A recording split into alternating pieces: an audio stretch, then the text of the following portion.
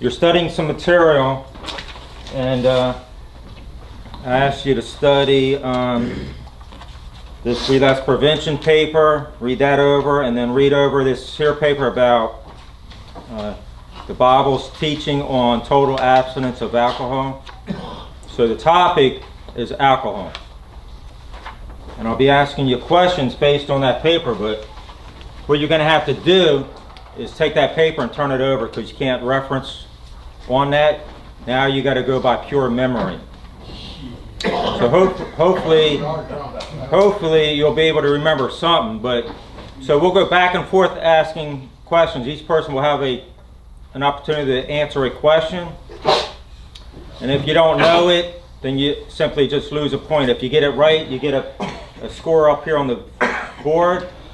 So this side over here is the Hatfields, this side over here is the McCoys, and we don't want no actual fighting in here. For the first time in history, you'll be getting along, and but one of you, once again, will win again, and the feud will go on. So before we get to our topic on alcohol, I was thinking this morning of one verse that's extremely important. You know, life is always changing and evolving. Even in the program, sometimes rules will be changing and evolving and getting better. And everyone will have their own separate opinion, whether they like something or don't like something. But this is the bottom line.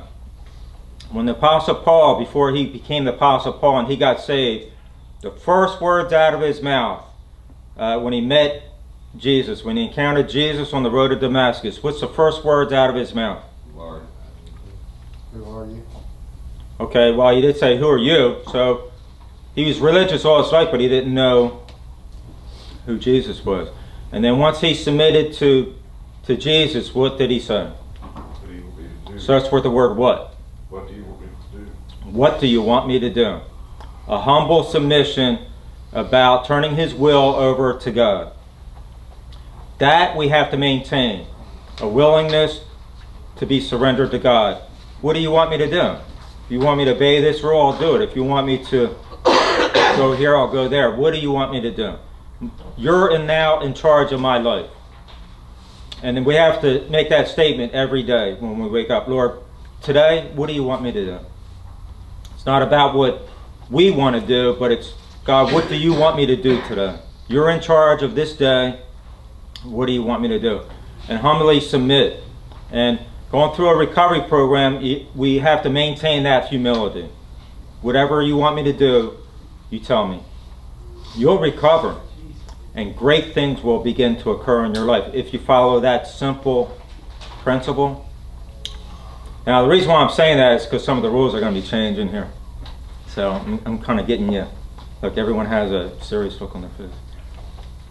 Later today in house meeting, there is a slight adjustment we got to make to one of the rules that I didn't know was occurring. So we got to back up a little bit and make an adjustment. And I'll explain later why we got to make it. But I will say this, trust me. Because I've been doing recovery for 30 years. I've seen through trial and error what works, what doesn't work, and what's good for recovery. And the decision that has to be made this afternoon is based on much of what we've been talking about in relapse prevention. So I'll explain out the reasons why, but it's extremely imperative, and I know some probably won't care. They'll think, well, this is actually good, and others will be resistant because they have not followed that simple step I just said.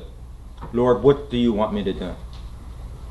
God's about ready to tell you what he wants you to do. And it's not so much about our own selfishness or our own willingness, but God, if this is what you want me to do to recover, I'll be glad to do it. Because I know you have your best interests out for me. You only want what's best for me. And that goes along with me also. I just want what's best for you.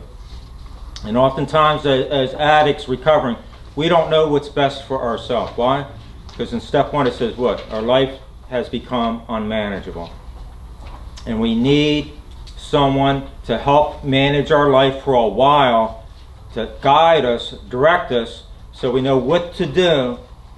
And then later on, once we get some recovery behind us and our head starts to clear up and we look back, we can say, okay, now I understand. At the time, I didn't quite catch it. But now looking back, I understand the importance of why certain decisions were being made.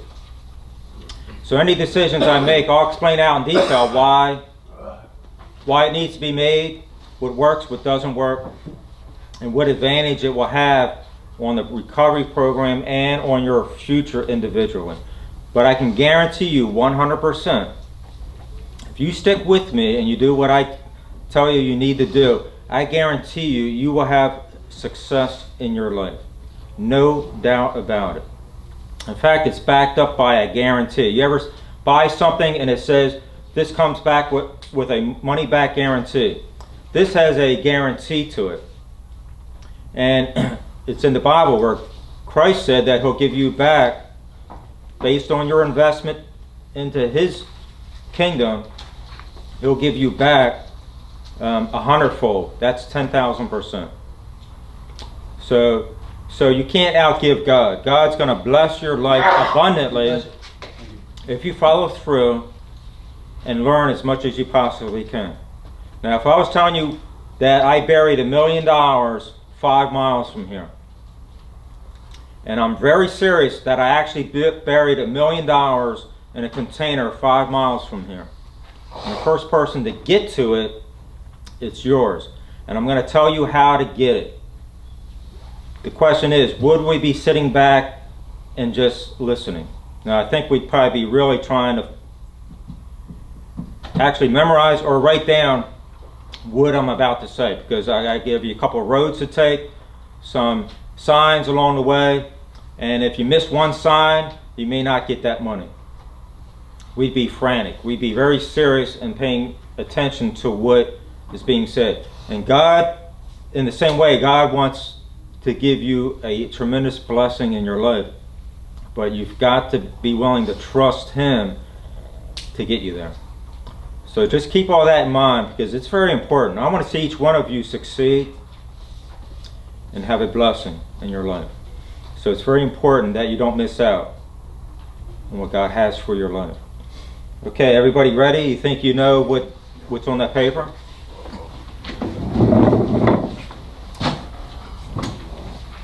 Okay, so what we're gonna do is we're gonna start over on this side, and you got to make sure the paper is turned over. And I'll skip through. I'll give questions that I think a person might know, but I don't think they may not know it. I'll skip through. Easier. If something's very complicated and I feel a person's not going to know, you're allowed to discuss it among your team, just like they do in Family Feud, where you, as a group, can come up with the answer. And but I'll let you know when that occurs. The other group, no one can call out the answer. So when I'm calling on somebody, only they can answer it. You can't be calling out the answer. If you call out the answer, then you miss that point. You move on to the next person. So that's where people will get mad at someone else. Hey, I just lost a point because of you. So you don't call out. All right? Okay, and we're going to start over here. So the camera, they're just going to hear your voice, whether you're wrong or right. But no one will know who it is. All right, so you have no fear about being discovered that you made a mistake. Okay, this is us, just between us. Okay, you think you're ready? I'm ready, it's all ever. Okay. In 1 Timothy 5:23, it says, Timothy drank wine for his stomach illness. Is it true or false? False. Think about it. Timothy drank wine for his stomach illness. False. You're right. Great. It's not drank. He used. That was brilliant, because I thought that's a trick question right there. That deserves. Where's my marker here? We stole so the other team could get That deserves So we give it on the truck. Point there. Okay.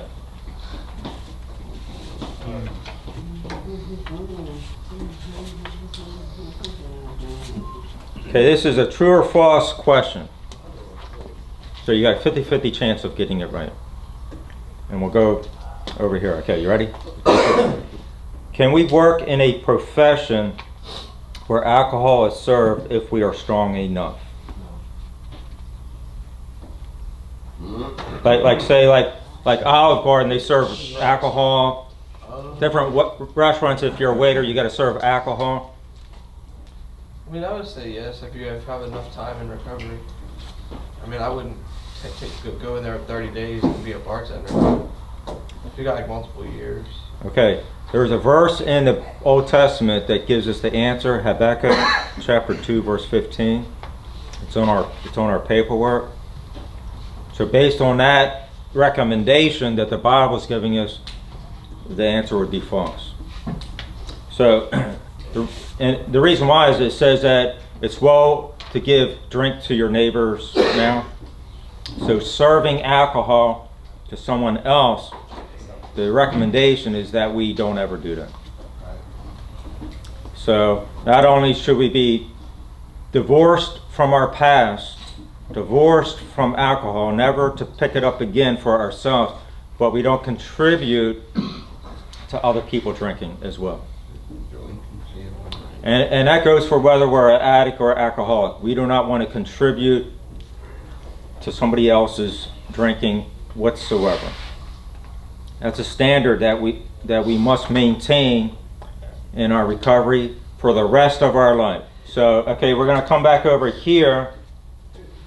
And next one is in Proverbs chapter 20, verse 1. It's on our paper. What two drinks can cause a deception? It mentions two drinks.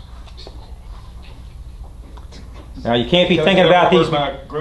You can't be thinking about these modern drinks because there's thousands of them. But here, just distinctly, two drinks.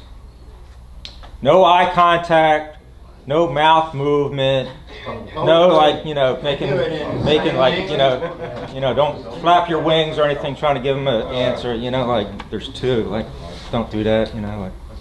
I think hold on a second. 2 weeks of cause deception, I guess it would be the beer and wine. You got it. What, he clap like on camera? Because strong drink is equivalent to a beer, and some interpretations interpret it as a beer. So what's the answer? So that is Isn't that the only two drinks they had? basically, yeah. If wine left set for a while, it actually turned to vinegar. Yeah. It didn't turn into good, better wine. It actually just turned to vinegar.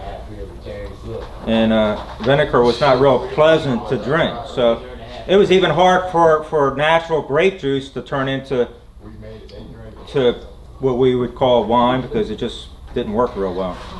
The temperature, different things had to be just right, and it just was never half the time just right. So, Okay, we're over here. True or false question? Exercise in a cold shower can sober a person up. Negative.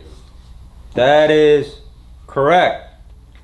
So, the McCoys get a point. Okay, now we're over here. Let's go with right here. I'm not going to call your name out. Right here. Okay, ready?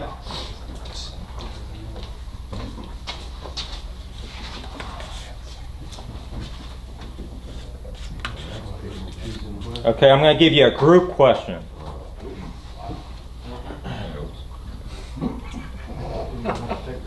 AA says 4 things must take place to achieve sobriety. 1 is hitting the bottom. 2, maintain humility. 3, reduce selfishness. What's the 4th one? Surrendering your power. Surrendering your will to God.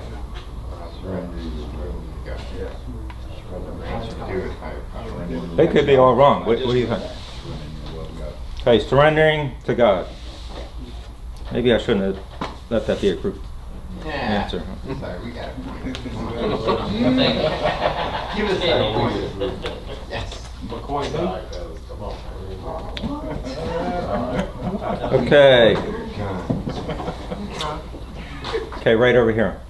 What country discovered basic process of brewing? I'm going to give you 3 answers, only one of them's right. Okay, Russia, USA, or Egypt? Egypt. Correct. I remember that from when we played that Jeopardy.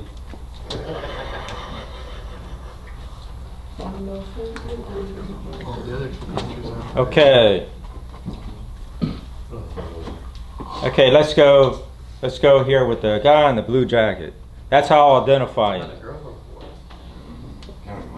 Like I'll say the guy with the no hair on the head or something. You know, I'll like try to identify you without calling your name. Okay, the guy with the blue jacket. Okay, the word bourbon. Word what? The word bourbon. This is right up your alley because your drug of choice is alcohol. Okay. Okay, the word bourbon for whiskey comes from, is it John Bourbon, the founder? The word means alcohol or Bourbon County. Bourbon County. Wow, he got that right on there. I did that before you. Tennessee. Thank you.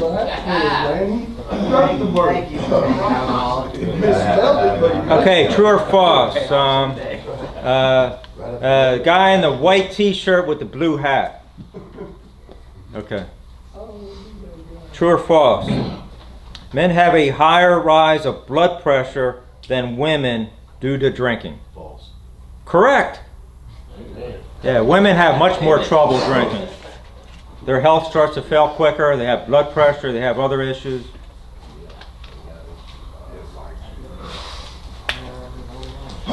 Okay, we're back over here with the guy with the beard.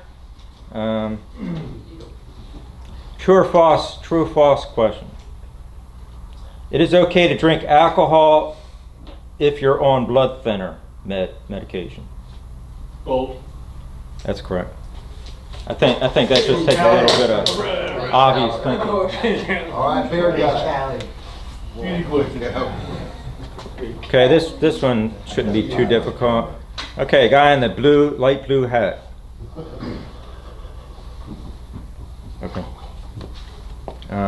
Alcohol use during pregnancy can cause. What do you think it can cause?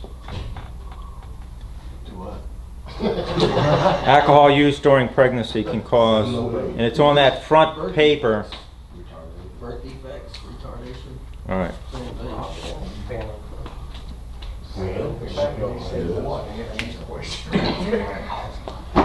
Okay, where are we at here? We're at, okay, yeah.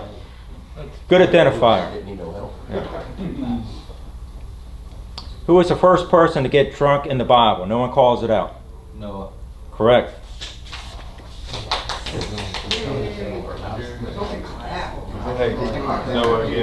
Okay. Okay, this is an interesting question. Sometimes people don't get this right. I don't feel so bad. Okay, 120 proof alcohol yields how much alcohol content? 60. Correct. It's always divided in half. I read my label, so. Okay. How much? Okay, where are we at here? Okay, the guy with the finger up. Okay, ready? This is an interesting question. So, it is legal for children and teens to purchase alcohol in this form. Now that sounds kind of odd, huh? It is actually legal for children or teens to purchase alcohol in this form. Mouthwash. Correct. All day long. I can't fool anybody.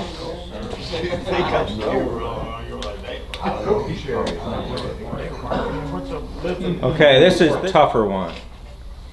Okay, so how many ounces of rubbing alcohol can cause death? They got a group question. We just hear- Okay, group question, go ahead. Eight. Eight. Everybody knew it but him. All We right. want to ask a question from,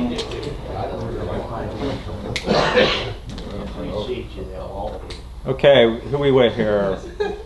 Okay. During the 1920s, doctors wrote out $40 million in what? Prescriptions, On what? alcohol. Correct. Good answer. Good answer. That's a shocker that a lot of people didn't know. During the Prohibition, when alcohol was illegal, people still found a way to get it by just going to your doctor and saying, I need a prescription. I need something to steady my nerves. Write out a prescription for me for alcohol. Cocaine also. Yeah. that's what we're doing with marijuana now. Okay, where are we at here? We're with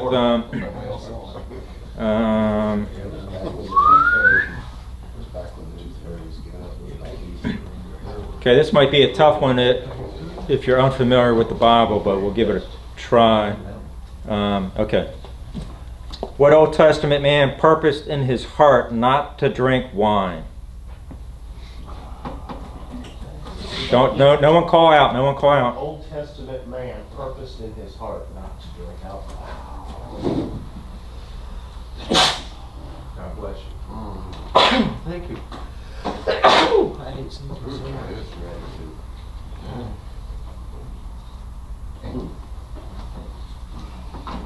Pass. Okay. Let's go over to who's next over here. Okay, who was it? Incorrect. So we get a point, right? No. It was Daniel. Yeah. Daniel, my brother? Yeah, Daniel chapter 1 verse 8. Daniel, you sing. Okay, so we're back over here. Travis, right. Social security number. Okay, this will take some explanation after, if you get it right or wrong, it'll take some explanation, but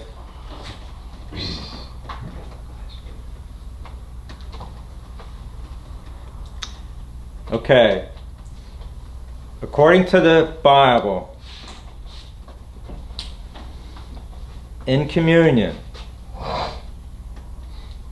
can we drink wine that has fermented yeast in it? No. Correct.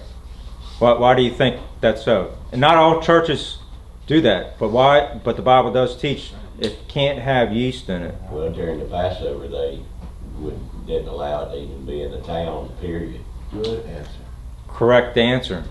2 points. So the Last Supper was kind of like the Passover, like they've done in the past. And in the Old Testament, it makes it very clear that we know the bread can't have yeast in it, right? It has to be unleavened bread So it is the at communion. So it's very obvious that the juice that is used needs to be unleavened as also. Because it represents what? Sin. The body and blood of Christ. Therefore, it needs to be representative as being pure. But we know that some churches, I was in one church where they had, one side had regular grape juice, and the other side had intoxicating wine. And you could make your choice which one to go up to get. Or for the kids. But it was like some, I won't give the denomination, but they had 2 rows. And then there was another one that I went to one time to visit, and they just had the intoxicating wine. And you went up and you received that wine. Was very, in fact, it's very dangerous, because if you got people in your congregation that are alcoholic, and they go up there and they taste the intoxicating wine during communion, that could be a big trigger for them. I mean, that could be the start of something new in their life, and they immediately leave from there thinking about that taste in their mouth, and that taste stays there for a while, and you're thinking about it. But what about children? And Get it for the yeah, first so traditionally, Bible-believing churches try to stick with unleavened bread, unleavened juice, both of them being pure, because they're symbolic of the body and blood of Christ. So, and even in the New Testament, there's some references to leaven as always being a sign of sin and something that's not right. So we have our reasons why we do it that way. Okay, our last question. Give us our point. Give us our point. Oh yeah, yeah. I was just testing you to see if you Thank you. Okay, so now we're over here. That's what it's all about. Okay, the guy that's falling out of his chair that might need a drug test, that needs to sit up straight and listen to this next question. Okay. The one with the big, no, I was going to say the big holes in your, or the hat turn. I better not go into too much detail. I might not go into too much detail. They might say, you know what, I think I remember a guy like that. His name is Justice. Oh, it's too late now. Justice Hatfield. Okay, this is an interesting one. If you drink punch spiked with alcohol at a party, what is it called? And it's mentioned in that paperwork. Oh, I don't know. That's what we called it in high school anyway. I remember we used to call Who said that? The answer I heard?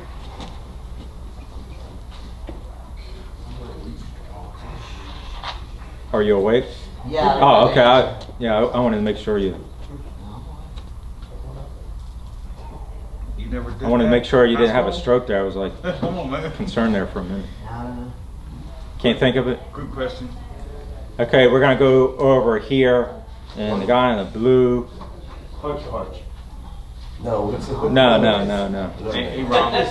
No, it's on the paper. It's on the paper. Okay, Can you repeat the question again? well, no one's giving you the answer, are they? No, I mean, if you drink punch spiked with alcohol at a party, what is it called? punch. No. I think he means the act of drinking spiked punch. No, it's on our paper. It's called, okay, this is what it's called, a lapse of judgment. Oh, wow. It's on our paper. So in other words, we can't say, well, you know, I didn't know. It's a lapse of judgment. We have to be aware of everything that's occurring in our life. If we go to the doctor and we come back and say, you know, the doctor gave me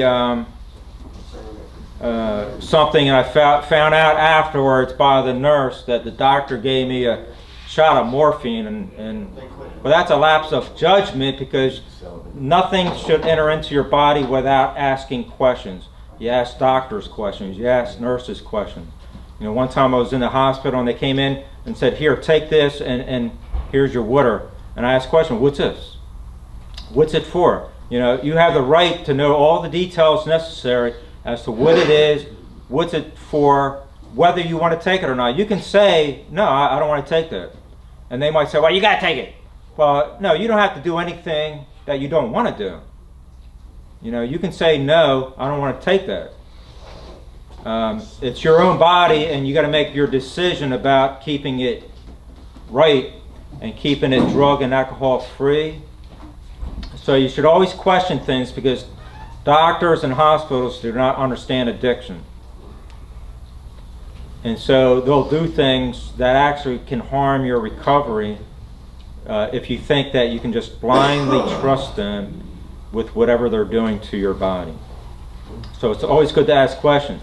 If you happen to go to some place where they're just having a lot of stuff to eat and it's a wedding, don't assume that the punch is just simply punch. They might have something in it. You know, ask questions. You know. So, okay, someone take this paper here.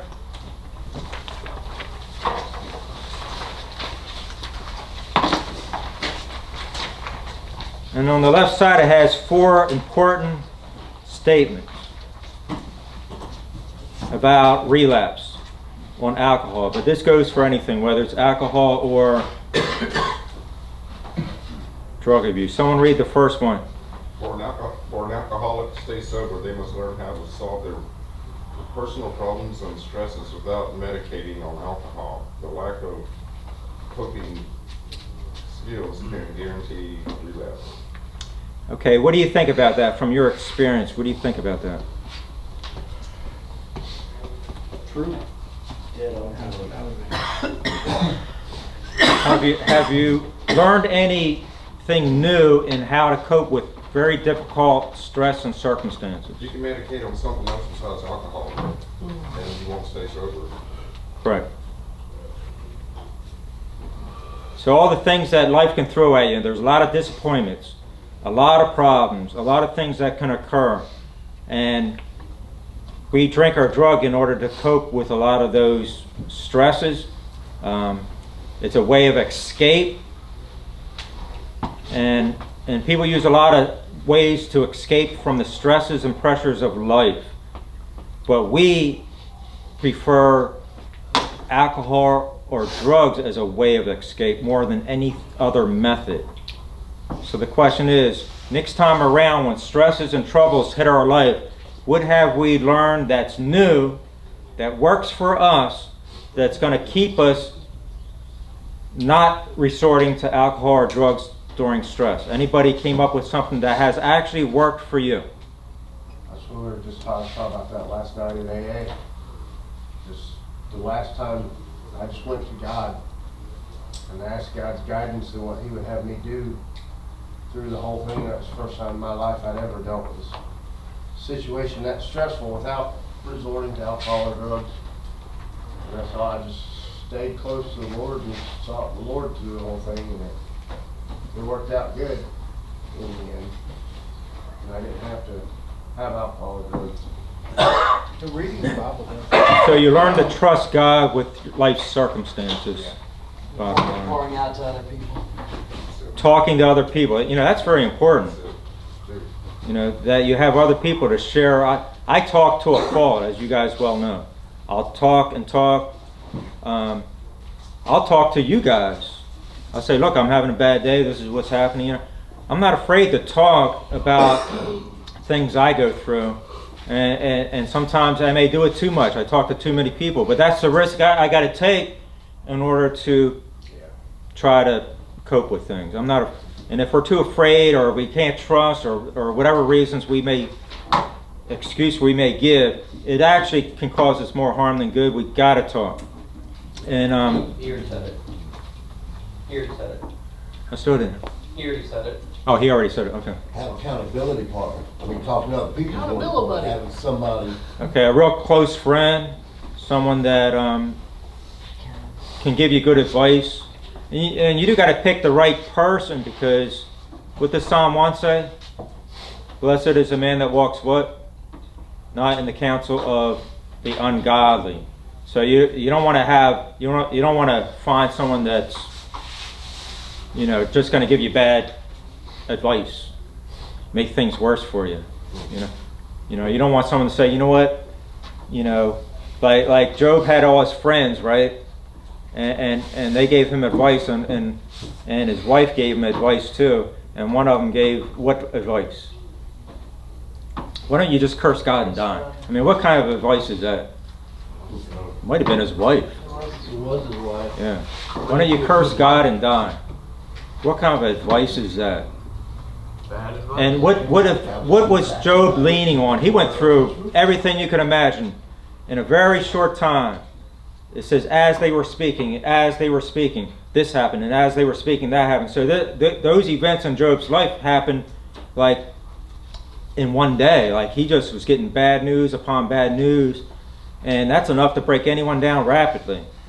One bad news is enough, but to hear it before you got a chance to digest that one, someone's telling you, okay, now this happened, and then this happened. He lost everything he had. He had lost his health. He had boils. He's sitting and he's like homeless, and he's scraping boils off.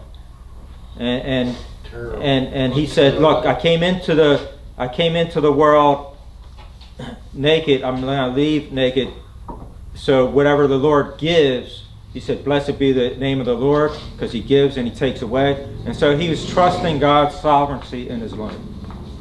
And then at the end of his life, what did God do as a result of his trust in him? What did God do for him? Give him back everything and more. At that time, God gave him back far more. And he was already wealthy at the time before he lost everything. Now God said, I'm going to give you back everything. So God gives us the power to gain wealth. And God can give you opportunity of your wildest dreams. He can make good things happen in your life. And whatever God gives you, be content and happy with it.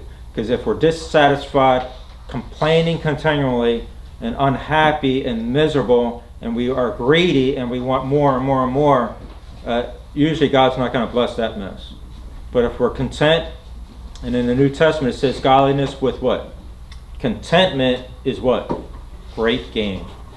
Being content and satisfied and thankful for what God has given us, God will continue to work in our life. But God will do far beyond you could ever imagine. If you trust Him, things can happen in your life that you never thought would ever happen. But you've got to do it God's way. And one thing He wants you to do, to the best of your ability, is complete out this program. Because it's in Scripture that when you start something, He expects you to complete it. Because as addicts and alcoholics, we are poor, what? Finishers. We start a lot of things in life, and we finish nothing. Finish the course. And we may have started 100 things, and we can boast and say, well, I did do that and finished it. But one thing, we start and we don't finish.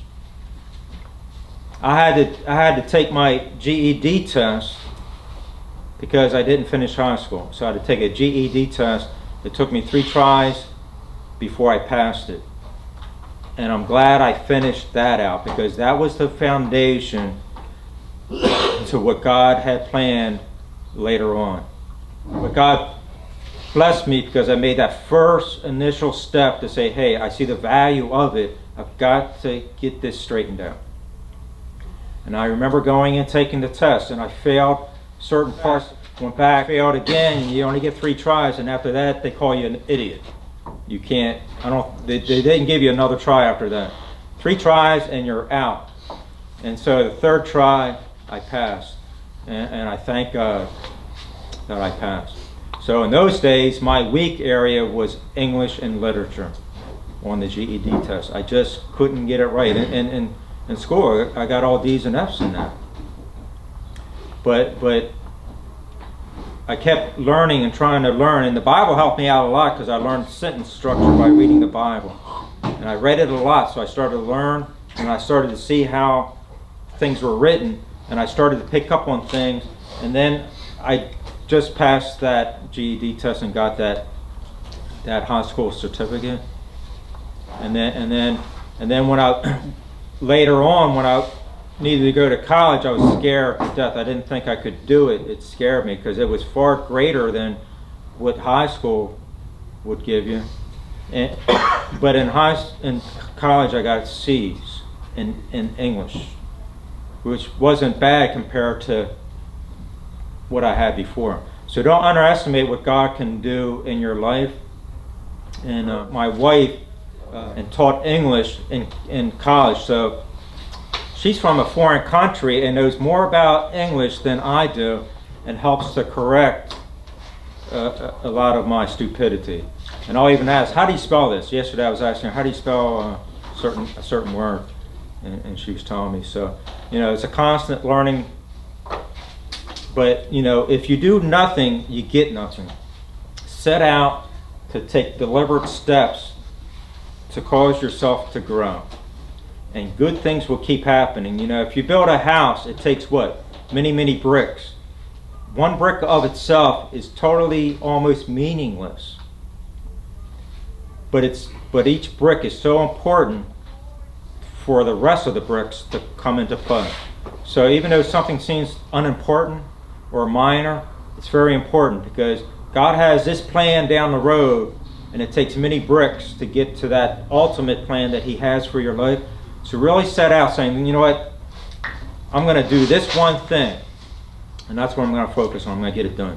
and then I'm gonna move to something else. So it's very important that we do that. And then this is one of the keys that I've learned after getting saved. I've learned that God is sovereign in my life. Nothing happens by accident. The Word of God teaches that. Therefore, I can trust my life to God. No matter what happens, God has the ultimate purpose behind it. And just like Joseph, who went through a lot of troubles in his life, but at the end he became what? Lord over all of Egypt. And he didn't know that that was God's ultimate plan for his life. So his brothers, who did him a lot of evil, what did he say to them? What you did to me, you meant it for what? For evil, but God meant it for what? Good. So all the evil things that can happen in our life, God has his hand in it to bring about something good out of it. And no matter what happens, I trust God. I've been homeless twice. Good came out of it. I had my house flooded twice in 1 year. Good came out of it.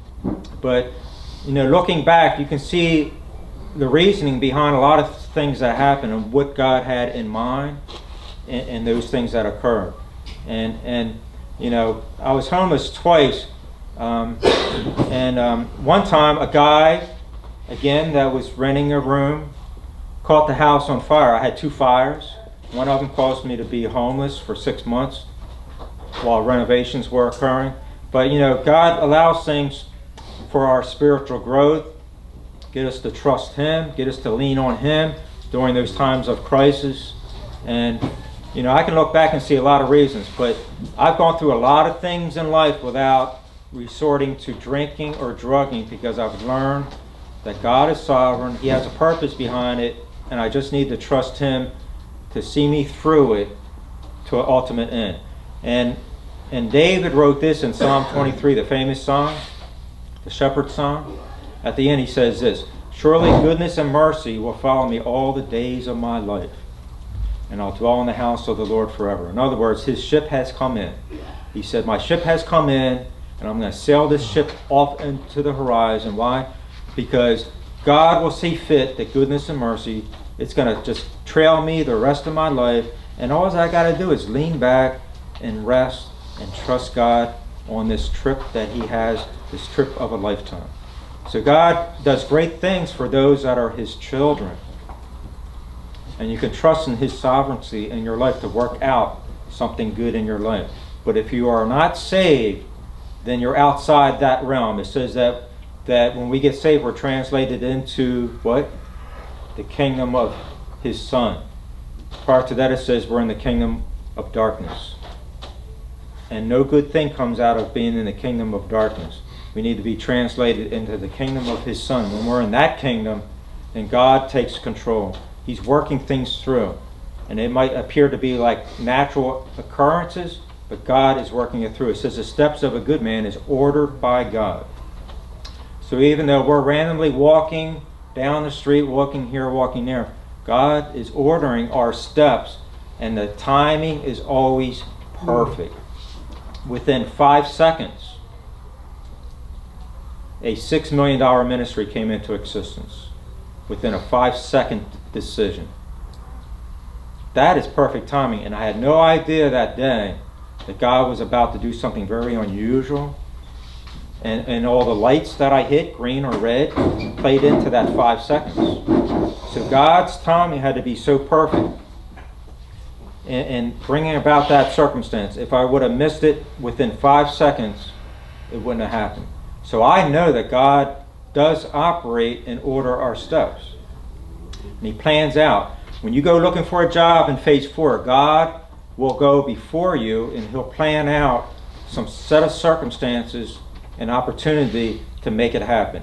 God has a plan, and he's going to make that opportunity occur for you. If you just trust him and do your part, God will do his part.